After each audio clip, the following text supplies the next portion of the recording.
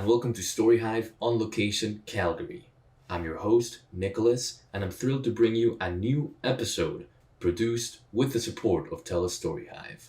Stay tuned, because I can't wait to show you what comes next here in the beautiful city of Calgary. Welcome back, guys, to another episode of Authentically Albertan. I am here back in season 4, and this time I am joined by Diana. Diana, how are you? I'm good. How are you? Diana is a sound mixer, a director, and a graduate of the communications program from MRU. Yes. Yay! Graduated this year. How was graduation? Graduation was nice. I didn't think I would be looking forward to it that much, but once I was all dressed up, I saw all my friends dressed up, waiting to walk that stage. It was a pretty nice moment to be like, okay, finally, life can start. How long was the program? It was 4 years, but I took 6 years to finish it, mainly because COVID screwed up my mental health and my whole workflow. I took a year off to work and figure life out. I changed into starting an English minor, and that's where my passion for storytelling started coming back. And I went back at it and finished it off. Nice. Regarding film work, where does that come from? Where does that fit into communications? Because I know communications is more news related. Mm-hmm. We do have a journalism program at MRU, but we also have a broadcast media studies, and how they advertised it was that you will have a broad range of working with different kinds of digital media, such as radio, live shows, podcasts, and advertising. We also did a little bit of spot ads and a lot of journalism. A lot of people were complaining about it in my year because a lot of people wanted to be more creative. Gotcha. But for a good few years, they were telling us no camera moves, no special effects, no this, no that. And it was soul sucking. And that's where when I started questioning, is this what I want to do? What am I doing with my life? Because COVID came out. And there were these kids who were showing up with videos that were very well produced, and they were beautiful, they were creative, and they were doing it out of their backyard, not backyard, but their basements with whatever rigs that they had, and they were figuring it out. And I'm like, what is going on? You mentioned COVID like it was a movie, like COVID came out, new games came out. Exactly. They dropped the new COVID-19, all that stuff. And then I was devastated and comparing myself to people, and that's where I started, delving into my little spiral. But no, I got over it. I got therapy. We're good. You started off with an English minor. No. I started off with a broadcast media studies major. Yeah, the one that you finished. And then I used an English minor to complement that. Gotcha. And around that COVID time was when you were realizing that you can do all this other stuff with the camera, with the sound, with special effects, and you were yearning for it. I wanted more of that creativity, and I wanted to tell stories, but not in a way where I kept getting set back by grades and what people expected of me. And I just realized I would just sit down, I would edit something and not care about it, and they'd be like, wow, 100%, and I was like, what the freak, that's not what I wanted at all. And I looked at my portfolio and I was like, I did not like anything that was on there. It was more figuring yourself out, what you wanted, your unique identity, your unique style. And sometimes I know that when you're writing articles, when you're doing journalism, you got a set standard of rules of how you're supposed to report the story and write about it. Mm-hmm. Yeah, because, you can have some opinion on it, but you have to be as unbiased as possible. But when you look at the philosophy of what truth is, it's very subjective anyway, and certain truths can, you're supposed to tell the truth, and I say if you want to tell the truth, you have to tell all sides of the story. But they're also saying cut out a lot of it, make it as quick as possible so that readers don't lose interest. And that's a huge thing about news as well, trying to keep the readers interested, trying to keep the funding going. Viewership is a big thing, and also sponsorship is a big thing too with advertising. What news is really, at least the big news stations, which ones are really unbiased? Because you look at their sponsors and you look at the things that they leave out and put in, and it's all mostly mass manipulation. Yeah. Yeah. I imagine you have to sell the headline. So You gotta make the hook really, really nice to get the Yeah, readers in there and then get them reading along. exactly, exactly. It's a different kind of storytelling for I sure. imagine that must be hard now with the different attention spans that people have.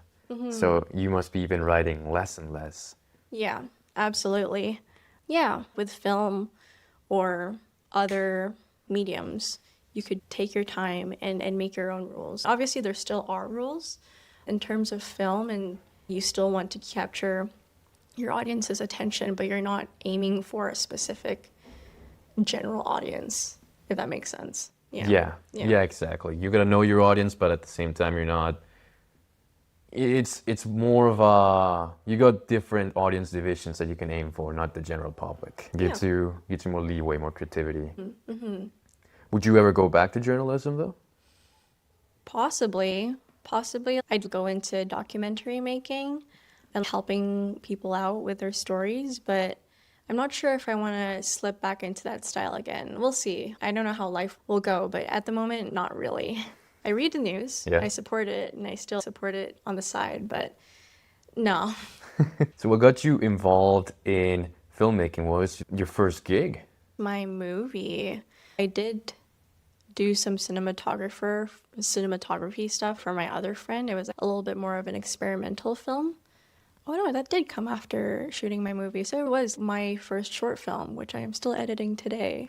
And I shot it 2 years ago because it was, having been in MRU and being mostly news focused, we didn't know what the process was going into film. Right. So we didn't know the pre-production process and the post-production process and the production process. And I tried my best to think about every single thing. And I was thinking and planning and planning and planning. And still to this point, the way we arranged our files or the way we shot our scenes, I thought, maybe it would be best to edit as I'm writing my storyboard and go from one scene to another so I wouldn't have to take many different shots of a certain part of piece of coverage.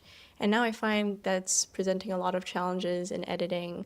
You feel like you didn't get enough coverage? It was 7 days of shooting and I still didn't know much of what to do. I didn't know much of the efficiencies and how to keep things going. It was tough too because my professor, he was only able to start teaching us about our film in our last year. The first half of it was learning the process, but learning how to tell stories more. We didn't know much about, we had the basics and camera movement. So you turn on the camera. Exactly. Yeah, here's on the sound mixer. This is what different lenses do, and then this is an aperture and everything. But there's so much more. That rabbit hole, it keeps opening further and further. Lots of mistakes there, but we're getting through it. It's manageable at the very least. And what do you remember a film that inspired you to begin this career? I think it was Everything Everywhere All at Once. What do you think? It was great. It was a great movie, and of course I love stories about multiverse. I'm a big fan of comics. That's what I really like about sci-fi, or just more so, I don't know what kind of genre this is, but it's more so like using sci-fi aspects and injecting it into a really just a mundane story. At the end of the day, it's a story about a mother's relationship and her daughter. And you can have all these different multiverses, but it's not going to work unless you actually do fix your relationship with your daughter. That really connected with me, and that was what I really wanted to try and use and play with in my little movie. Yeah. It's great to see that film inspired you into creating your own, and that's not even your major. It's not focused so much on filmmaking. This is something that you went out of your way to create. How do you feel about films right now in 2025? Was there a film that really spoke to you this year that you've seen? This year, I wasn't able to see many films this year, but one thing that really, because in 2025, when you see a lot of the big blockbusters by the major studios and everything, I don't know, for some reason, it's kind of discouraged me a little bit and made me a little bit sadder knowing that AI is going to take over, and some of these films, that they're cash grabs, and some of them, I don't know, they don't have as much soul as they did back in the day. I went to see Sinners with my friends on a little double date, and Sinners blew my mind, and I was like, okay, we're back. We're so back. I'm so happy. I thought it was really good. It was a fun little vampire movie. I thought it was going to be super psychological, but the premise was there. It did talk about culture and what speaks to you, what brings you home, and how being in the States, that little melting pot, it kind of takes you away from that culture. And sometimes there are people who try and steal certain cultures from other places and while still bringing the people of that culture down because they're of a certain race. And it was really good. The Irish dance, that huge Irish jig was crazy. That one big oneer was, oh my God. I was smiling the whole way through. It was fun. And I'm a musician. Seeing jazz being portrayed and anything that features jazz made me happy. What instrument do you play? Clarinet. Definitely instrumental for jazz. Yeah. Can't have jazz without clarinet. Well, a lot of songs don't have the clarinet, but when it's there, it's good. I should have asked you earlier, what's your favorite movie? What's the movie that you go to when you're watching other movies and you're like, okay, well, is it better than this movie? Everything Everywhere All at Once. Crazy set, crazy costumes, micro budget, even the behind the scenes of Everything Everywhere All at Once is a masterpiece all in itself. How it was performed and executed in the production of this movie. It was just beautiful. What other types of movies do you like to watch? What other types of cinema from around the world? I did see this one. I just like looking at Asian cinema, really, because it's just kind of, I haven't been home in the Philippines for a while. I used to grow up in Singapore, which was this big cluster of different cultures melded together. So every time I watch a piece of Asian cinema, it's a piece of home. So I saw this one film called Iloilo that was shot in Singapore, and it featured this Filipino maid with the Singaporean family in the midst of the reception and what they were all going through together. I like that one as well. It was a drama, and it was shot as I left Singapore, and I missed it, but it was a good movie. That one was pretty heartwarming as well. Slice of life. Those ones are the ones that they're nice to sit in, and it's like a nice warm bath at the end of the day. Yeah. And it does make you think at the same time. It's not mind-numbing. It still makes you think and sit back and wonder about the people around you and what they think, what they go through. Yeah. Do you ever make an animated movie? Would you ever play around with stop-motion animation? That sends tingles down my back because I love animation. I grew up with animation. Like when people were watching like Breaking Bad, I was watching My Little Pony. I was watching like all sorts of different animated movies, and Foster's the Cartoon Network had a golden age for cartoons. Oh my goodness. That was my home when I was a kid, Cartoon Network. So many people were like Nickelodeon kids, Disney kids. I was a Cartoon Network kid. And that was back then, they called it the City Era. And they would have these promos where different characters would live in Cartoon Network City all together. Yeah. So like Robin would be hanging out with Johnny Bravo, and Grimm from the Grimm Adventures of Billy Mandy would be taking the subway with Juniper Lee. Yeah. Oh, man. Samurai Jack would be there dry cleaning his robe with I think Johnny Bravo was also there. Yeah. That brings me back so much. Right. There was a Cartoon Network City. Oh, so good. It was so freaking good. And that's when you could really see just people having fun doing animation and everything. And unfortunately, the budgets weren't all that high either. But they were doing whatever they could to bring artistry to the table. Did you have a favorite show back then? There was a lot of, maybe Totally Spies was a favorite one of mine. But that's a Disney show. I really liked Adventure Time. I grew up with that, and I still am like keeping track of new shorts that are coming out these days. That one holds true. Adventure Time. What about stop motion? Did you ever get into that? Ever play around with that? Because when I was a kid, I used to do these short stop motion Lego films, and it was about you had to take a bunch of pictures and then move the minifigures slightly, and then take more pictures. And Lego had an app for it. They had a Lego Movie app where they would help you to make your own stop motion movie with Legos. That's sick. Yeah, I would love to do anything that's animation. If I wasn't being a filmmaker, I would have loved to be a voice actor being involved in the animation process. And I would hand draw my own little animations of people turning around or someone throwing a baton and catching it. It's fun. It brings me so much joy. And it took me hours and hours, and I did a whole all-nighter on this one animation movement. But seeing it play back over and over and over again, I was like, wow, this is cool. And it was, 2 seconds long?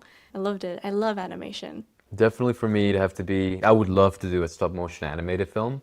And it would sort of be in the style of Coraline, because I love Coraline. Tim Burton and all that stuff. Coraline was directed by the same guy who helped out Tim Burton with The Nightmare Before Christmas. Awesome. Okay, and do you have any concepts that you want to work with stop motion? Colombian folklore would be interesting. Ooh, do tell. What So is like, a piece of folklore?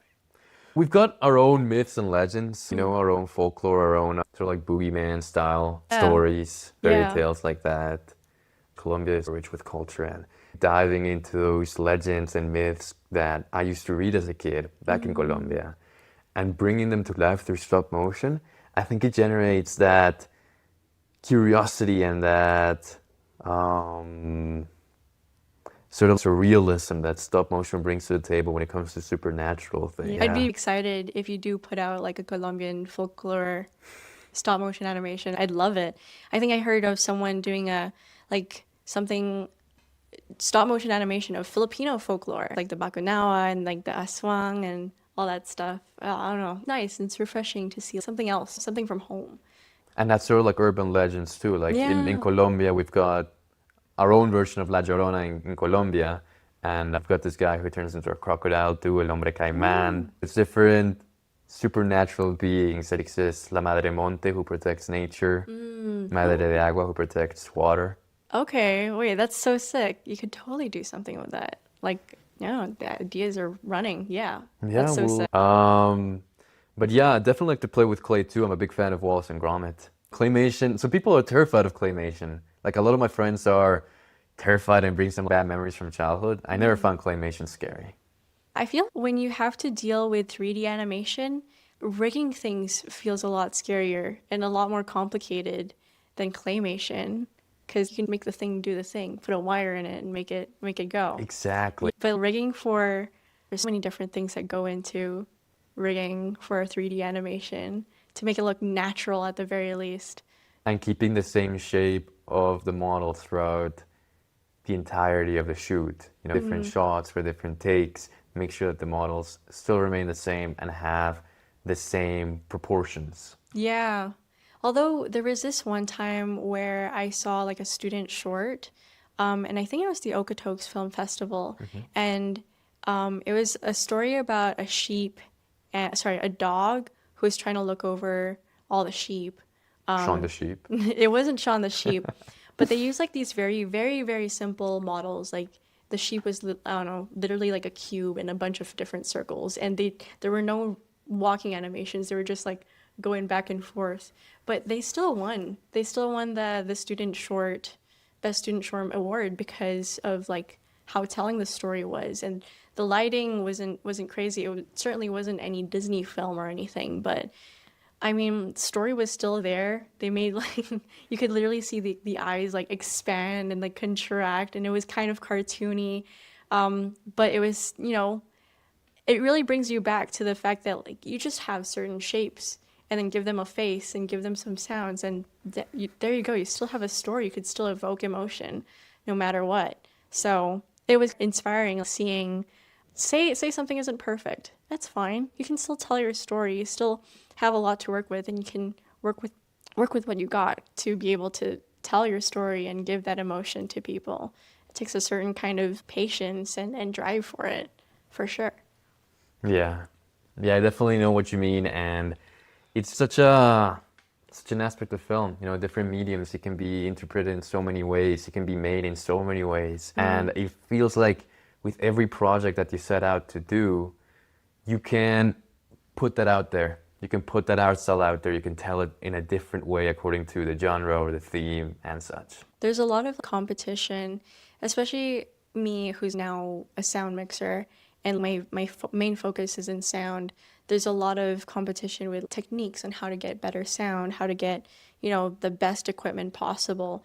the best workflow possible for everybody. And it's very, very minute difference between A and B. At some point, you see a movie that's beautifully produced with great set, great lighting, amazing sound, but then the acting falls short or the story doesn't have soul. And it's you can't have a good, none of it all will matter unless you have soul and everything. And I feel there's this competing idea of your story has to be super well produced for it to get noticed or for it to get recognized by the masses, but maybe not. Maybe you don't have to make it super crazy overproduced. Yeah, it's inspiring for the indie film industry. So, what made you want to be a sound mixer? Just the technicality of it. You mentioned before that you like math. Yeah. And for me, I like the technicalities of sound because there's a lot of places where I love technical stuff, but I can't wrap my head around it too much. For example, with camera and lighting, the focal lengths and all that stuff and the crop sensors, I keep forgetting how it works and I have to keep asking questions about it. I thought camera might have not been my thing and I could work on writing, but having job security is something that's important to me, and you don't usually get that as a writer or a director unless you put a lot of time and effort into making your own scripts. But I found a way to do that with sound mixing. So originally it was the money because my friend Trinity, she told me that you could actually earn quite a bit being a sound mixer. And that interested me for a while, having the job security. But then I started to like it. I started going into sound engineering and trying to understand signal flow and sound physics. And I was going to ask that. I was going to ask, were you a big physics kid back in high school? I didn't take physics. You didn't take physics? No, but I was physics asking was my... a lot of fun. Yeah? We had a whole wave unit, and that's where sound and light came in. That's so sick. I had friends, though, who took physics, and I kept asking them questions about how things worked. And I always was excited when they would give me answers. So I think I would have had a lot of fun taking physics. I didn't believe in myself with math. You should have believed in yourself. You were so much fun. You would have had a blast learning about the Doppler effect and resonance. I'm having a blast learning about it now. It's not too late. Wavelengths and also like EMF frequencies and radio and all that stuff, mastering all that stuff. I love that sound was such a big rabbit hole of knowledge that I was excited about. Well, you're a musician too. Getting more into it. Exactly. That's a huge part of it. Yeah. It was so fun. But yeah, I just ended up just loving sound for the sake of it. To me, I've taken I took one sound roll in SATE, and it wasn't my thing. I don't know. I need more visuals in it. And for me, sound editing too is looking at the waves. I need more here. I need more to look at. And do you also do sound editing as well? I'm doing a little bit more. I'm getting more into it right now. And how does that feel? It feels good. I've been doing a bit of sound design. Some people send me some of their films, and they're like, "Can you do post?" And I'm not mainly a post girl, but I'll do my best. And sometimes they'll give you what they've got, and sometimes it's not the best recorded sound. And what happened here? But the echoey, that low frequency in the background.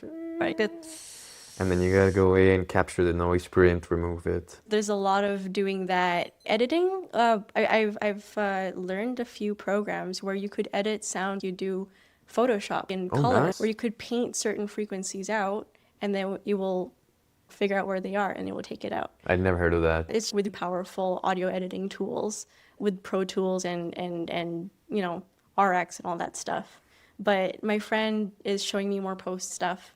And it's very cool. I shot a commercial about a month ago, or earlier this month, but I did the sound design and it added so much to the story.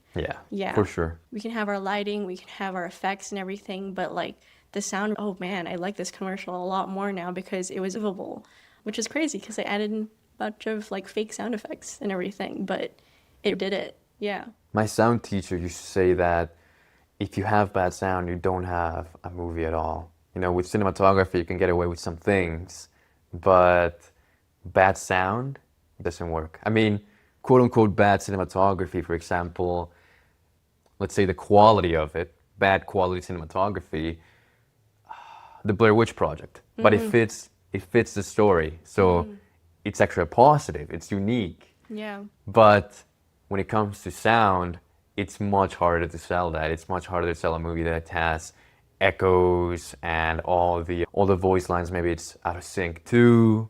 Much harder. Yeah, absolutely. If you have a lot of like RF frequencies like getting in the way of your sound, or when it drops out, or when the mic placement isn't good, yeah, it ruins the experience a little bit, because I think sound is one of those things that, because it surrounds you, it's what immerses you more into the story than like looking at a pretty picture does. So like once you put in like the ambience and everything, that's what sells the story to people. Yeah. Simple things like room tone. And do you feel that sometimes you have to be, when you're doing location sound mixing, do you feel that you're not as creative as you could be as other departments? Because when you have to get good sound, you have to get good sound. There's not much, I don't feel like there's not much room to play around with sound when you're doing location sound mixing. That's where I really like it though, because every set, creativity doesn't necessarily always go with the story. It's more, how will I solve this problem? Because there'll be a lot of times where lighting won't let you in there. So where am I going to put my plant mic? How am I going to set up my mic so that I can still get something usable? At times I've had to climb into boxes and shoot from below. I've had to sit in sinks, and it does help that I'm small, but I'd have to sit in sinks or on countertops to be able to get in there. Creativity comes in on where you're positioned. Yeah, like the problem solving, but also you have to know the directionality and the polar pattern of your mic and how you're going to use it to be able to mitigate as much noise as possible. I remember at one point I had to squeeze into between this toilet and this bathtub, and I had to stick myself in there, and they'd be like, "We can see you, we can see you." So I'd have to get my mic down. So yeah, I don't know. Creativity is there, but there's also a sense of when you do get the ability to be creative, what you're going to do to be able to sell that sound when it goes into picture. So sometimes there's a mic that will allow you to bring out more lower frequencies in the person's acting. It's called the proximity effect. So I don't know if this mic allows you to do that, but when I bring it further away, you'll be hearing less of the lower frequencies as opposed to when I'm speaking right into the mic. So in terms of the position of the camera and the perspective, where would I put my mic? Would I put it super close, or would I follow the perspective of the camera and bring it a little further back? Sometimes when you're working with like someone who does think about sound and allows you to have that space to experiment, then you can be a lot more creative.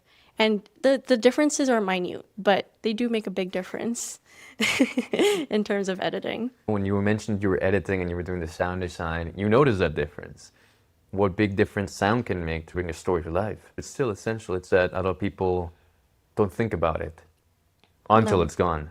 Then Exactly. they really have a hard time not thinking about it. Exactly. One of the more unforgiving parts of the job socially is that, like, I mean, it's best if you're unseen and unheard. That's why when sound people are quiet. Probably. What was your first gig as a sound mixer, and what challenges did you face?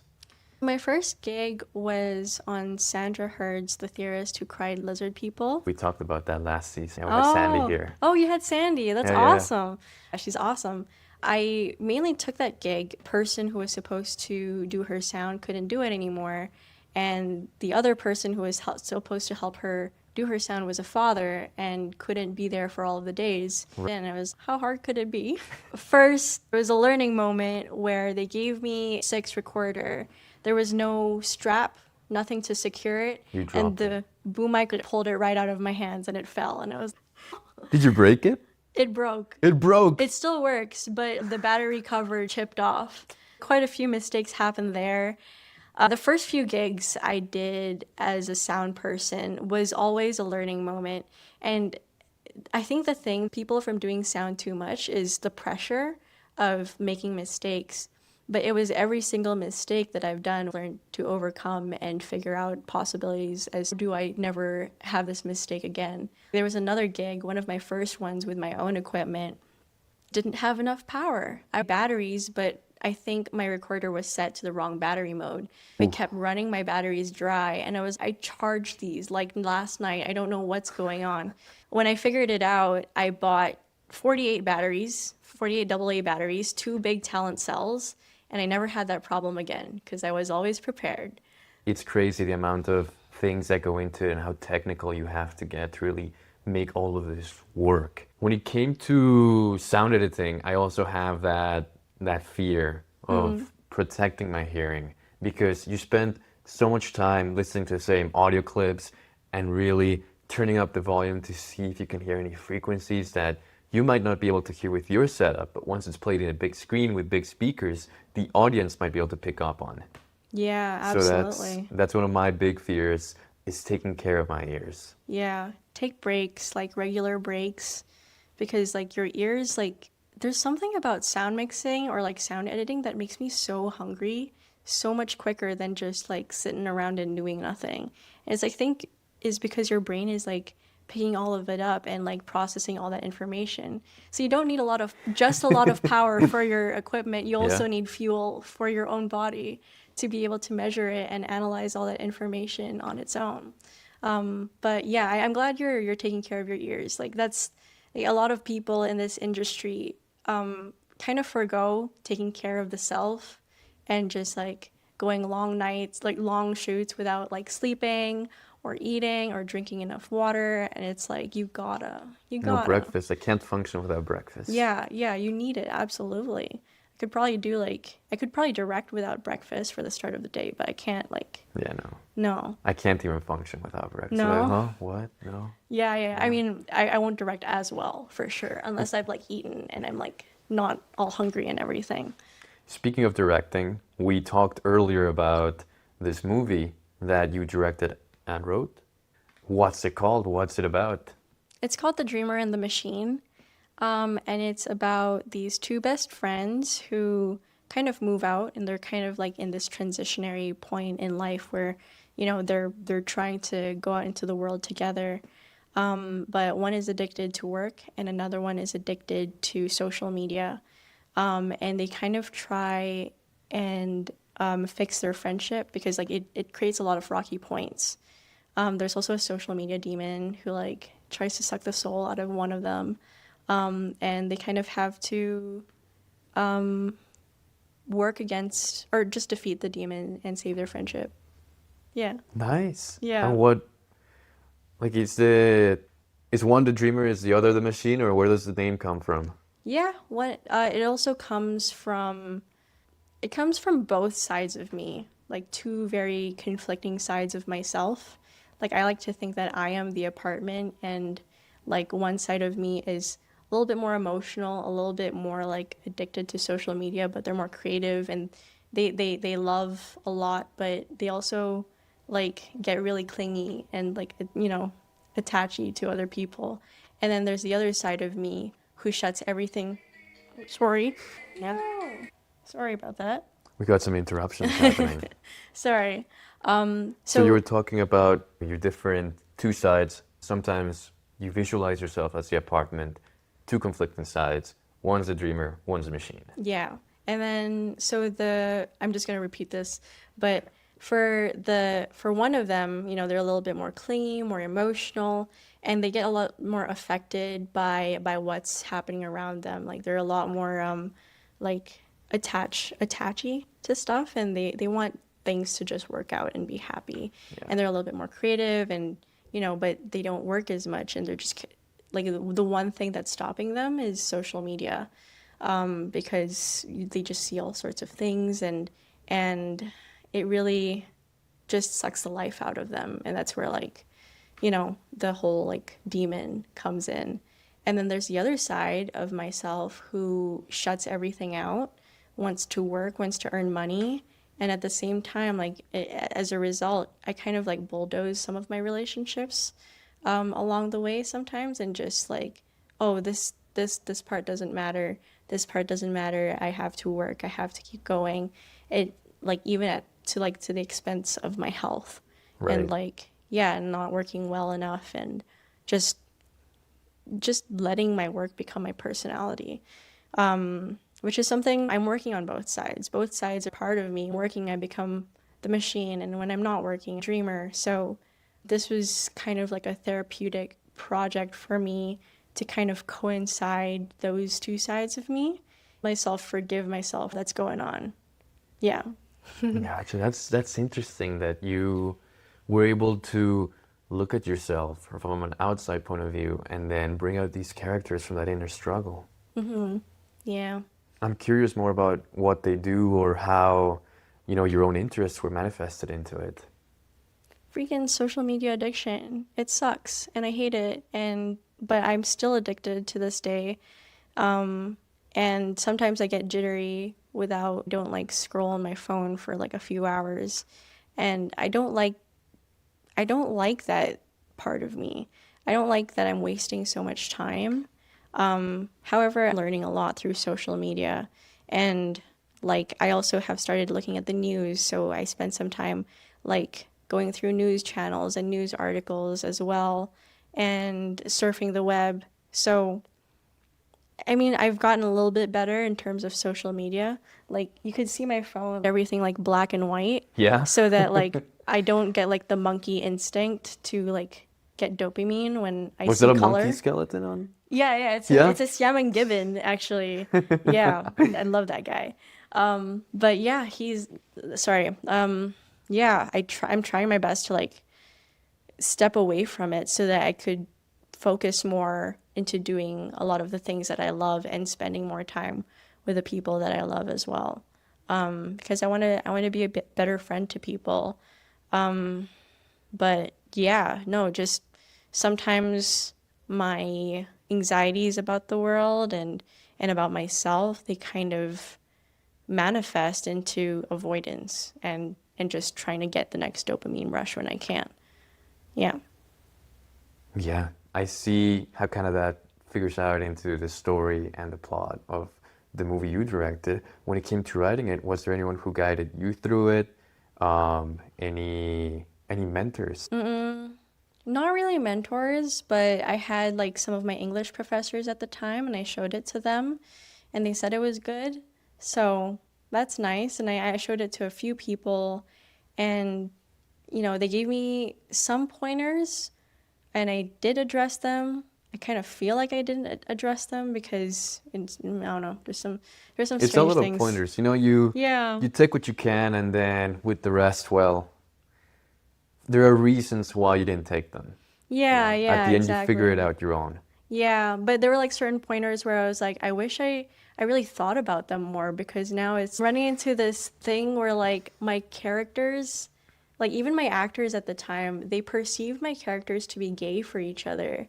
And I was like, well, I want to see more female friendships out there, and like female friendships that work. Because I see more of those, like more of like gay relationships more than I actually see like women like uplifting each other and going through issues together and facing their own problems. But I see it too. I see that they ended up being very gay, and maybe I should have played more into that. Maybe I should have changed the script a little bit, because that's the part that's like confusing people most. And like I don't want in a relationship that doesn't mean anything, but I mean, I also have to stop thinking about what other people are thinking as well, because yeah, I don't know, it's at the end of the day, death of the author, and like, I put that story out and it just doesn't belong to me anymore. It belongs to the person perceiving it. So if they think that they're gay, that's good. I just wish I was clear about like the relationship. Yeah, they were gay or not. But I just like it was strange, because the feelings inside of me were like, but they're me. So Two am I different gay? sides. Yeah, they're me though. And I'm like, am I gay for myself? And I was like, that was like sending me into a whole different spiral. Yeah. Yeah, no, it's an interesting concept, the death of the author, and how once your story's out there, well, it really is up to audience interpretation. And regarding the friendship element of it, I don't know, you could always add in like an edit in where, I don't know, someone who they're into text them or something Yeah. like that happens, like a quick insert. Yeah, it could be that. Yeah. But I don't know if that's cowardice point because I'm like, oh my gosh, but we need more representation. Ah, I don't know. It's But your story in the it end. is, yeah, yeah, yeah. Yeah. You choose. Yeah, exactly. So, yeah, I don't know. Pander or no? I don't know. I don't know.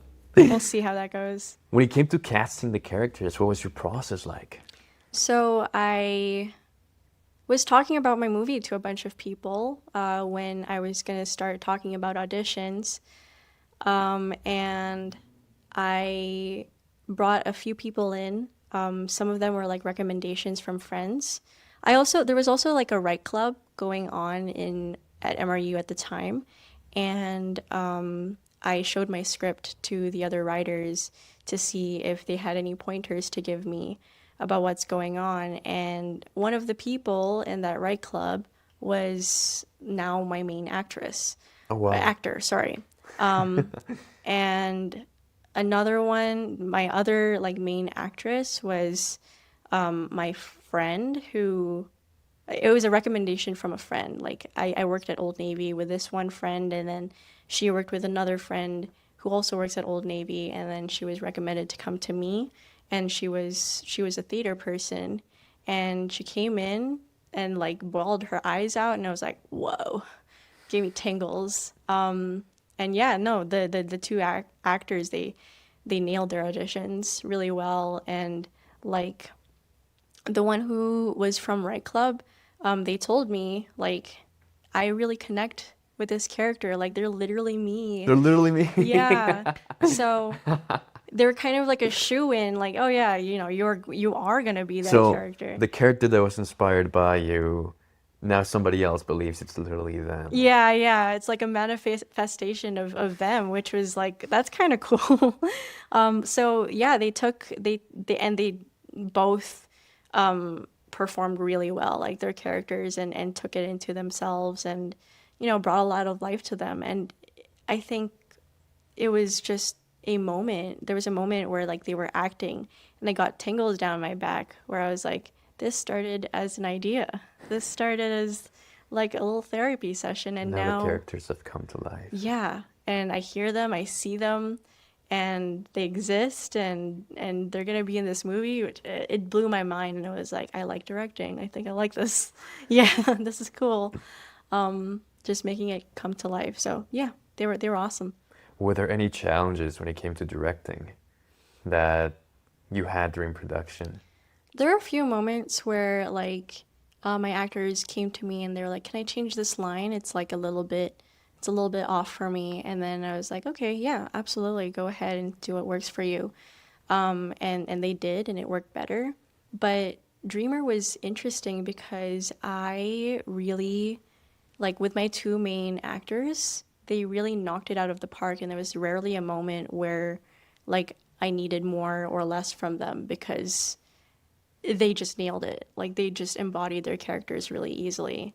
As for and then like there are a few moments I think, yeah, no, like, yeah, I think I really wanted to try and get the performance from the get-go as best as I could. So I did rehearsals with them and I made sure that like they were bonding and like, you know, talking to each other. I like did the pre-production and like I was like, hey, let's set up a meeting with you guys so that you guys can hang out and learn about each other and, you know, get Become that friends. chemistry. Yeah, exactly. And they did become really great friends on set. So like so they got that chemistry with each other and it was really lovely to see as time went on and they put a lot of love into that. So yeah, yeah.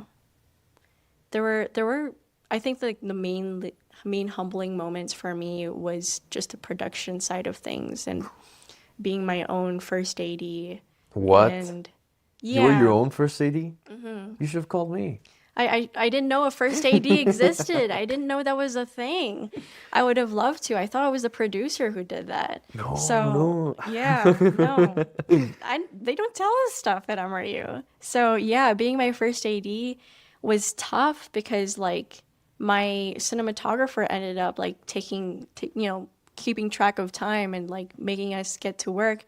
And I had to figure out like what shots to cut, what shots to take on the go, what our schedule was going to be, and communicating with everybody. Like, and then I was I was locations, I was costumes, I was almost every role.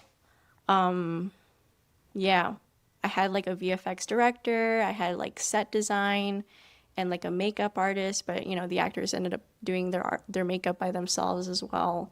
Yeah, it was a very small crew with a lot of people I thought I didn't know existed at the time, but I wish I did. Yeah.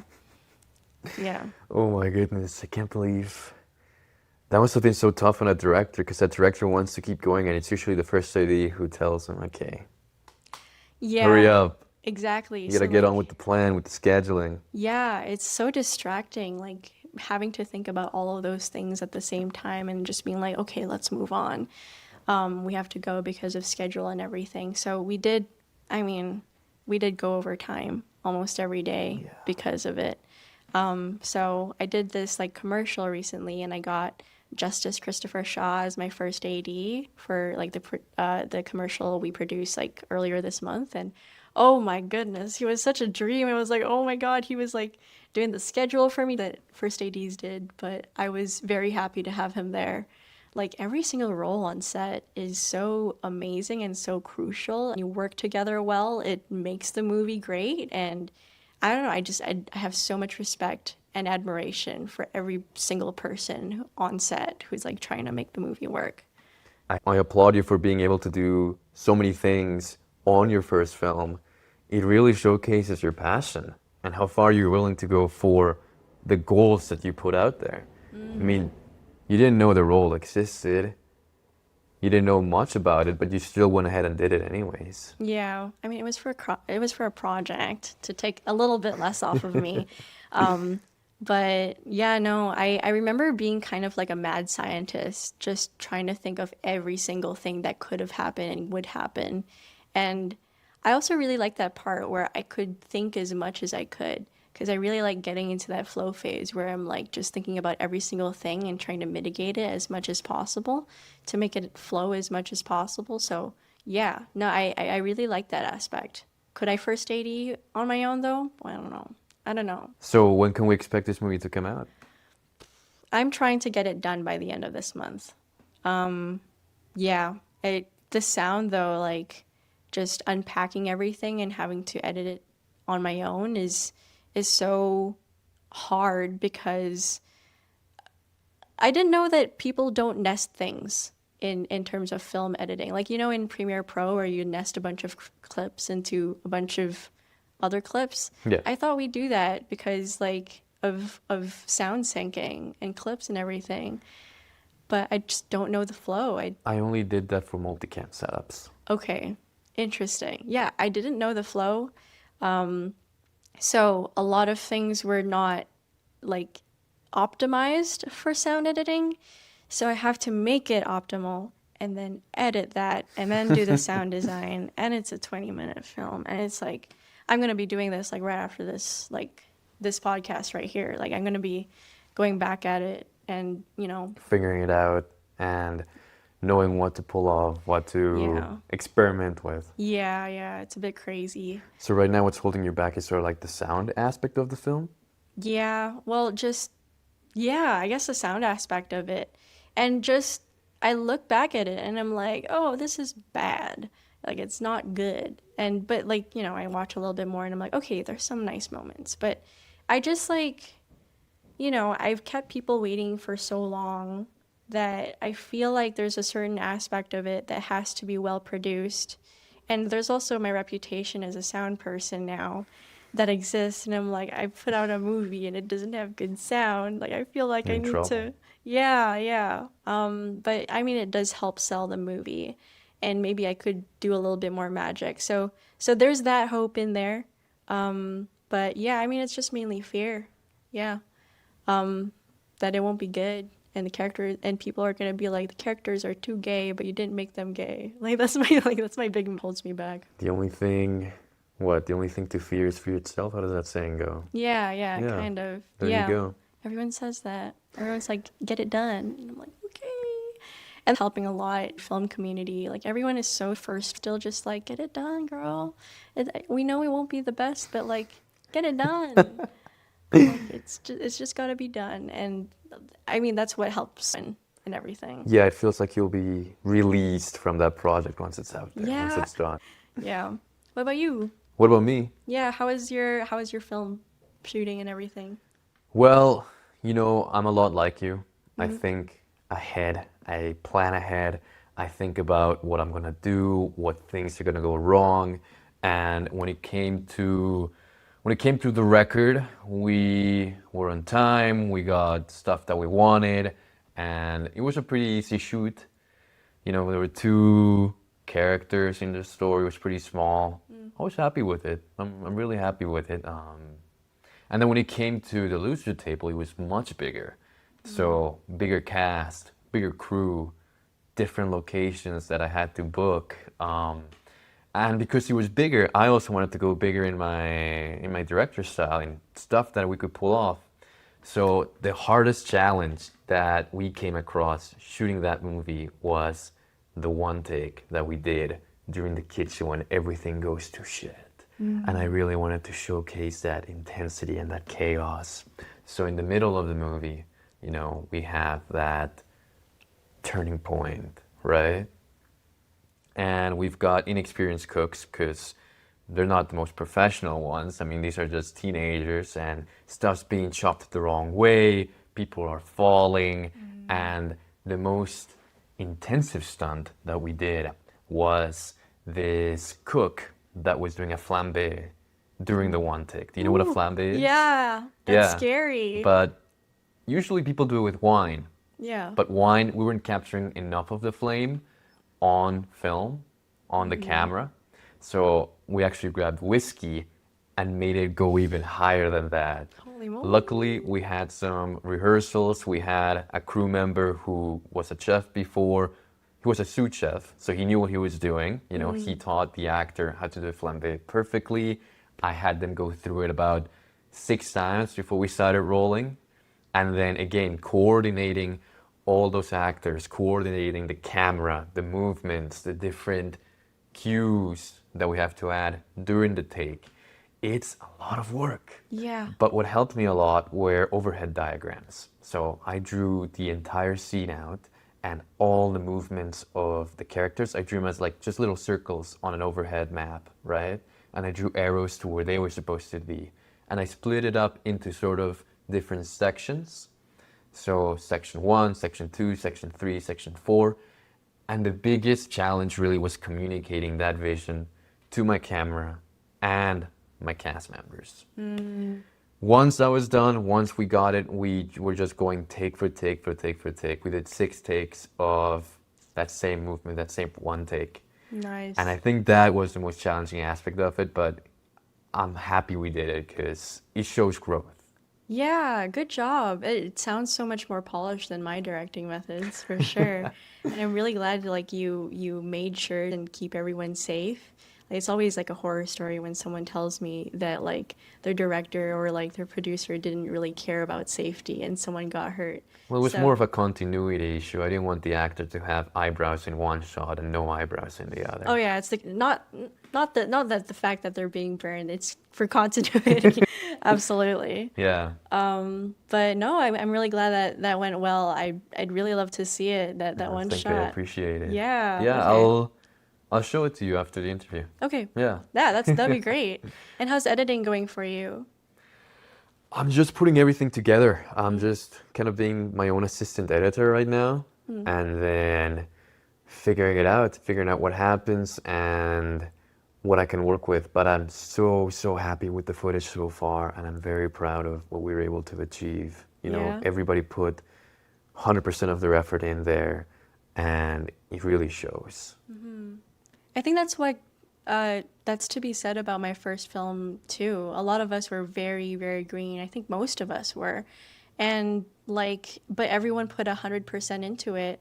And I think that's what makes me want to keep going because I'm like, holy moly. Like you have this girl being dragged around in the snow. Like she's, Dragged around in the snow. yeah, she's like throwing herself So were around. there stunts in the movie? There were stunts. I guess you could say that because it was like shot like at like in this forest and it was like very snowy at the time. It was very cold. So yeah, I guess there were stunts and Nice. yeah, I tried my best to like prepare my actors for it as much as possible, but it was so tough shooting that Anybody one get scene. hurt? I guess we could ask our actors. Like no one was crazy hurt. But one of them was actually sporting an injury prior to that. Like, you know, they had to go through surgeries and stuff and like they What had happened? to update. But it was not because of my It was movie. not because of your movie. No, It was no. prior. It was before prior. that. It was a pre-existing condition, so they were just trying to figure some stuff out with that as well. So we Was it tried. difficult to pull off the stunts with that injury or what? I wrote it so that they didn't have to do much, but that had it in order to keep the intensity. Unfortunately for the other actor, they had to step it up a little bit more. And Oh my man, goodness. did they put everything into it. Like we were like, are we cool? Like we can stop. And you know, she was like, no, let's do this. I was like, that's yeah. It's so nice. Like you know when you build off each other's passion for what you do, and I don't know, it just creates such a great idea, or sorry, a great vibe on set and everything. Yeah, Definitely. yeah. Yeah, no, it's great to see that and definitely great to see your hard work paying off and putting your dreams out there and knowing how to get there, not just daydreaming, not just wishing, but actually putting a plan down and executing it. I Exactly. think that's fantastic. Exactly. Diana, thank you so much for this interview. Yeah. I wanted to ask you one final question, which Okay. we like to ask all of our guests. If you had one word to describe yourself, which one would it be? One word. That is such a hard question. We saved the hardest ones for last. Yeah. There's so many things. I'd say hardcore. Definitely. Maybe the next project you're gonna do the stunts. Oh gosh, yeah, backflips and all that stuff. Exactly. Bring it on. You can do it. I believe Sure. in you. Thank you. Until I die. Yeah, Well, then they can make a documentary about it. exactly. Anything you can publicize and make a film out of. Okay, but thanks again for being here, for letting us know about sound mixing, about what goes into it, sharing your opinions about movies, hearing that, listening to the inspiration to, you come from a different background. You don't come strictly from a film background, but seeing you apply to it is impressive, and I admire that. Thank you. Thank you for having me. It was fun being here. Yeah, anytime. All right, guys, and thank you for joining us in this episode of Authentic Albertan. We'll catch you on the next one. Stay authentic. Well, and that wraps up another episode of StoryHive On Location Calgary. If you've got a story and want to be featured, don't forget to scan the QR code and apply to be a guest on our show. Stay tuned. See you next time.